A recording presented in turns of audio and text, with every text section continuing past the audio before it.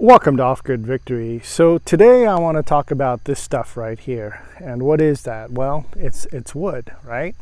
And so this is kind of the remnants of my last year's wood pile. And so, you know, we're almost at the end of summer and we're fast approaching the fall, right? And what's after fall? Winter. And with the things that are going on in this world, fuel prices are getting higher.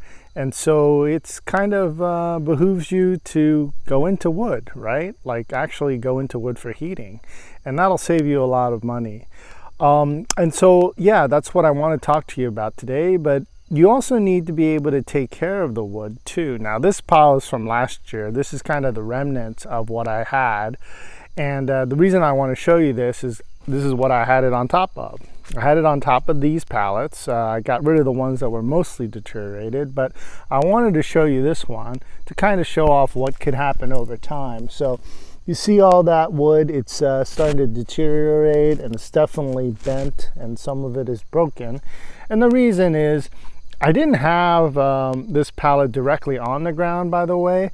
I had it on top of some railroad ties. But even with that, it supported the weight of all these logs that I split. And so over time, it sagged the wood, and because some rain does get in, it started deteriorating the material. So I decided to do another project to make it even better than what I had before. So let me show you what I did. So I'm reusing the railroad ties. So I have 3 of them here. But as you can see on the top of this, I made this kind of, you know, megalithic structure here. And what is that? Well, that's a base. These are 6 bases that come off of IBC containers. So the interbulk containers that we all preppers love. And so I'm going to be using the tops of them, the plastic ends, to do something else. And I'll show you that later too. But for now, what I decided to do is I'm using these bases of the IBC in lieu of the pallets. And I think I'm going to get much more life out of it. So the pallets served me well for maybe 1.5 seasons, something like that. Not a really long time. And these are pretty cost effective if you can get them for free or for $1 or so. But these I had, and I'm going to use for another project, and this is going to last a fairly long time. So one of the things I have to still figure out is how I'm going to do a roof structure for it. For now, I decided to use as much of the IBC container as possible. So what I did was put 6 together on 3 railroad ties to keep it totally suspended off the ground. And on the top, I installed 1 piece of 2x4 I'd rolling around the property, and I have to get some more. So I figure I put another 2x4 here, maybe across. This will be the opening, the rear, and then I'll tarp the whole thing over. That's probably what I'm going to do, or maybe I'll find some corrugated metal material to put on top of it.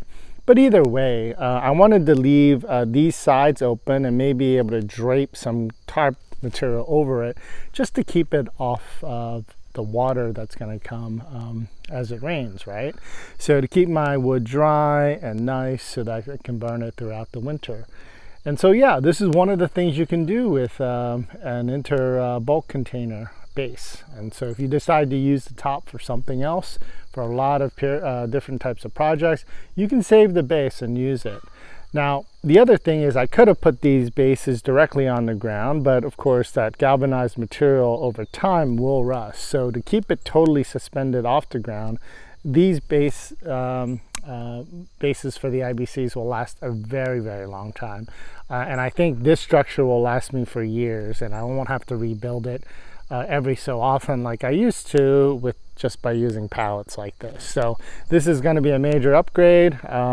Let me figure out what I'm going to do for the top. But yeah, start stacking wood now. Think about it as fuel prices are going up in this country and throughout the world.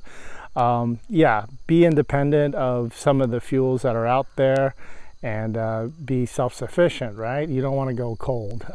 Definitely not. Alrighty, shalom.